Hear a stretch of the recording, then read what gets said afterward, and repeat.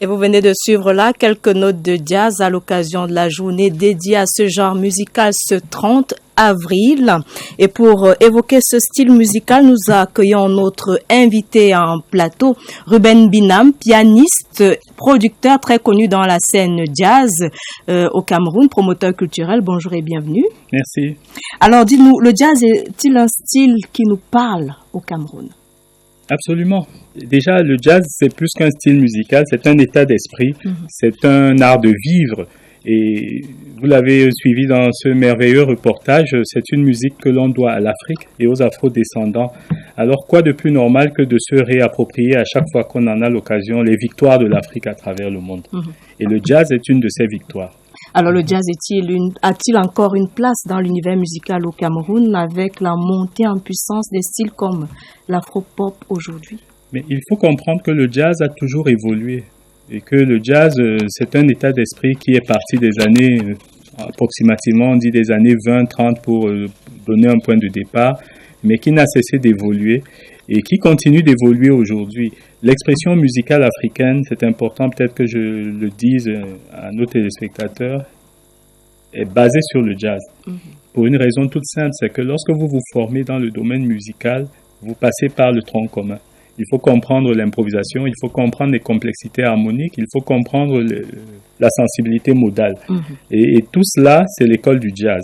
Une fois que vous avez compris cela, vous avez le loisir d'aller faire du hip-hop, de la musique urbaine ou simplement de la musique traditionnelle ou de rester dans les classiques.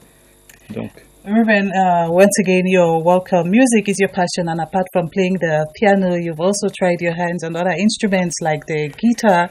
And in the course of your musical career, one of those who inspired you greatly is Manu Dibango, who is also till today referred to as a legend with regard to jazz. Absolutely. Now, what does this genre of music represent to you? I just like you said, I'm just defending an heritage, like what Manu Dibango just left to Africa, to the world, and to Cameroon. This Soul Makossa music is somehow what I'm defending because it's a mix between jazz influences, soul music, and African feeling of music also. And the global host for this year's celebration is Abu Dhabi in the United Arab Emirates.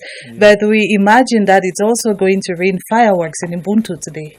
Yes, of course. We are celebrating jazz every day. As I told your colleague, it's a victory from Africa by Africans and Afro-descendants. And always when you have this occasion to just remind people around the world that this is something coming from us. This is what we brought to the world. Because many times you listen to this question, what Africa has brought to the universe? And many answers exist. Jazz is one of them. And we are always glad to celebrate Jazz Day. Alors, vous vous considérez également, comme on l'a dit, l'un des héritiers de Papa Manu. Est-ce que le jazz s'est éteint au Cameroun avec le départ de la légende Manu Dibango? Absolument non. Parce que le jazz, comme je vous l'ai dit, c'est le tronc commun des musiciens camerounais.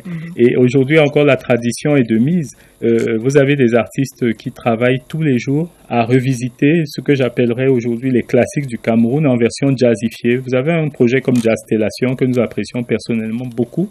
Vous avez le collectif que je conduis au quotidien, le Kimit 7 Collectif.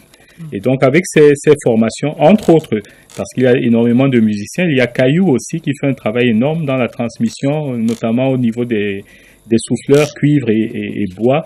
Et il y a énormément de gens qui travaillent pour que le jazz continue de vibrer dans le microcosme musical africain, parce que le Cameroun est une composante de l'Afrique.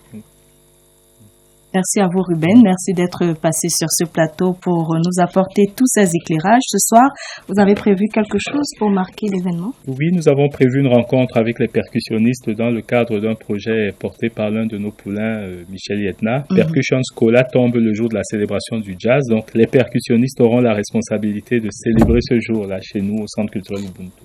Merci à vous. Bonne célébration.